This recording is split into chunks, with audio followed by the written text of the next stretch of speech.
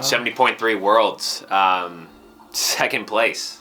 I'm almost at a loss for words because this year was just pretty rough, especially in the middle. I had a strong couple of opening races in Miami, Oceanside, St. Anthony's, where I felt like I was racing, and then basically from St. Anthony's, which was like May 1st, all the way up until now, I felt like I've been trying to refine myself and race again. And so to put it all together on the day is absolutely incredible. You kind of start to question yourself before quieting yourself that, you know, can I do it again? And like, what's going wrong? You question everything. And that's, you know, you have answers for it, but until you do it again, it's really tough overall. So after Dallas, where I feel like the heat probably just got to me in my digestion versus, you know, not actually being fit, but just wasn't quite where I needed to be. And after that, and pretty soon after that, I worked with a mental coach too, but I basically flipped it, as we call it, the it switch. And I just, you know, wanted to get as strong as I could on the bike, keep improving the run and get that swim where it needed to be. And I knew the bike was going to be major here, and to be able to ride with some of the best guys would set me up in a great position to do well. So I didn't put any limits on myself. I asked for as much work as Jim felt comfortable giving me,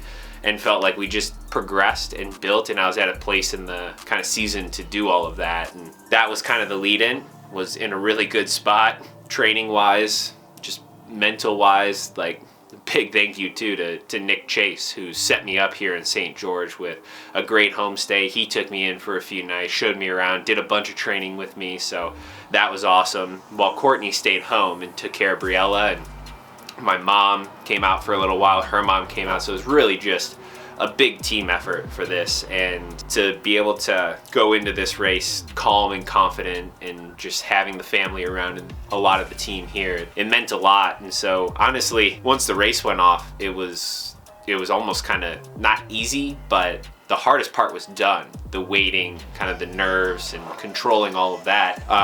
Because I got out well. I was able to sit on Aaron's feet.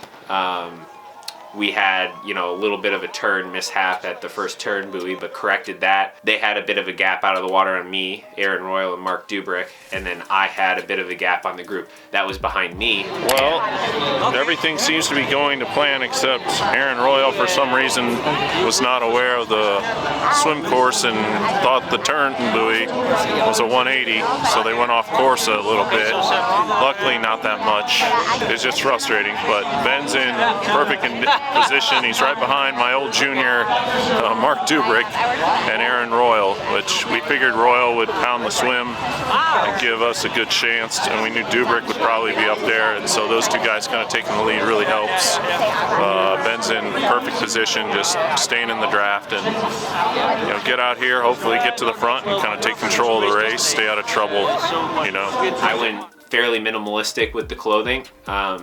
Had a Santini base layer with a emergency blanket on my chest, a little bit of emergency blanket tucked in my sleeves and on my like shorts part of the tri-suit, and then gloves and toe warmers, and toe covers. And so that was basically it, and I felt fine the whole race. So that got me out of transition quick. But I mean, before we even hit the main part of the course, Christian took control, and I think he was on the front of the bike for probably 90% of the bike course. And Dietliff had a good surge, you know, on Snow Canyon. But the bike for me was just, I mean, the whole theme of the race for me was just showing what I could do in practice and just going out and trying to take the race and be in control and not settle for anything, not be afraid. And I really felt like I did that on the bike, where I followed my power. The guys up front were just pushing hard enough where, you know, I didn't think it was worth the energy that it would take to go to the front to ride, you know, the same power basically as these guys. So I just focused on staying with them, and they got a bit of a gap on me as we started to go downhill. And once you lose that connection, especially at a 54.10, and was starting to spin out at like 46 miles an hour or so. So that's where the gap into T2 came about, but didn't panic. I traditionally can outrun like Frederick Funk and Dietliv, although they're both super fit right now, and was hoping that Christian would have Kona in his legs and just be kind of sluggish, sluggish as for Christian, and hit that run course. And again, I've been training here. I did a couple workouts on diagonal and just really kind of pushed it that first uphill section and reeled in Frederick Funk and Dietliv super fast within the first mile, and then could tell that Christian was kind of slowly coming back to me, and that was motivating because, I mean, running with the Olympic champ, that would be, I was just thinking to myself how fun that would be. I got to, swim at the front of the race, ride at the front of the race with some of the best cyclists in the sport, and felt like I'd found my bike legs again. And now I'm running some of the fast. Somebody yelled to me on the course that I was running the fastest on the course, in that first, kind of half lap, which I don't know if I've ever done. And yeah, that's just never been, considered a runner. So to be able to catch Christian at mile 2 was just amazing, and tried to gap him a little bit on the steep uphill. Thought maybe he was hurting, but Christian's a fighter and would expect nothing less from Olympic champ and now pretty much every single world champ you can have. And I just figured from that point on, the only way you could even think about beating the Norwegians is to take the race and make them, take them out of their game plan. Like, we know Gustav is very good at following his metrics and not going above and beyond. He's just very meticulous, and Christian is always, gonna fight. But if you can try and put him on the back foot and do something that's unexpected, maybe you have a small opportunity. And I thought today, I had that small opportunity that Christian maybe wasn't 100%, and so let's test him on a course that I know fairly well now, and was trying on short downhills, uphills, just anything to see if those footsteps got a little bit farther away. And probably my biggest surge was around like that hot corner with the MDOT statue, with the crowd. They just got me pumped up. It was amazing to be leading a world champs again, and to hear that energy and try to feed off of that, rile them up a bit. And looking at video, I saw that I had a bit of that gap there. He just claws his way back.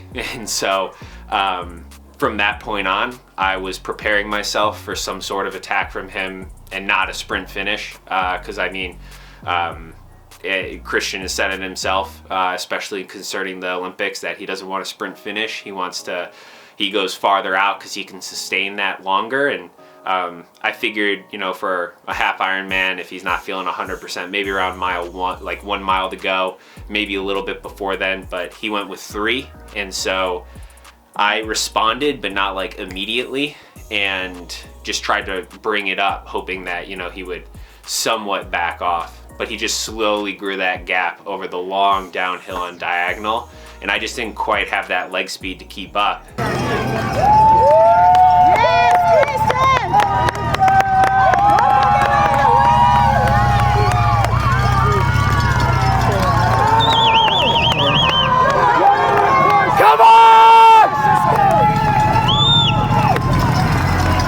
Thumbs up, huh? Right, yeah. One more, he's fighting. That just kind of wrecked my quads after that, and wrecked my legs, and found that he was running faster through the park section.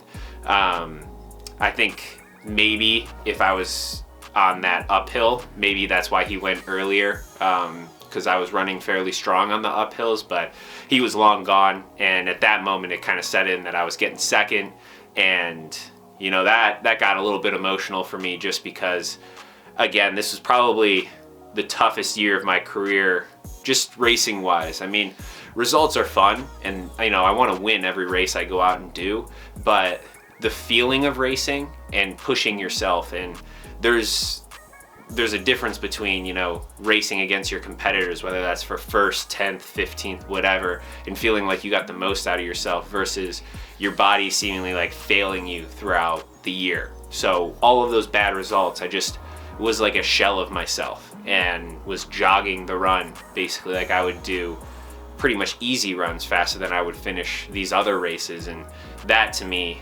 was just super frustrating, and I don't deflating a little bit. But I just kept my nose to that grindstone, and yeah, it's very, you know, validating, a relief, and just means a lot to be able to go out there and be able to push myself on the swim, bike, and run the whole day, and to be able to lead a world champs against the Olympic champ is just, you know, the cherry on top. Like, that's a day I'm gonna really treasure, especially two of my best world champs so far being on US soil. That means a lot to me, and to do it as a dad and with the team that I've built, it's just, it makes me proud of what we've been able to do. And so that for sure, I think is going to be one of the most special races I've had so far. The main thing for me is Ben Kanute. I know how hard he trains. I speak to Jim Vance, his coach, all the time. I know all the work he's put in, and this year struggling with his wife getting sick, his daughter getting sick, just all the things. The training was there, performance on race day wasn't there. And you never know when that day is going to come through where it's all going to click. Today was a day. Ben had that day where he basically validated everything he's been doing for the past for his whole career. And having his second place at Ironman 7.3 World Championship at Chattanooga a number of years ago, to do that again today against Christian Blumenfeld and to basically push Christian, it was a very, very special day, and I love seeing Ben at the total top of his game. Second position in a time of 3 hours 38:03. Representing the United States of America, Ben Kanute. Let's go! Being congratulated by Gil Lundqvist, Jeff Robbins, Mark Morrison, and Andrew Messick.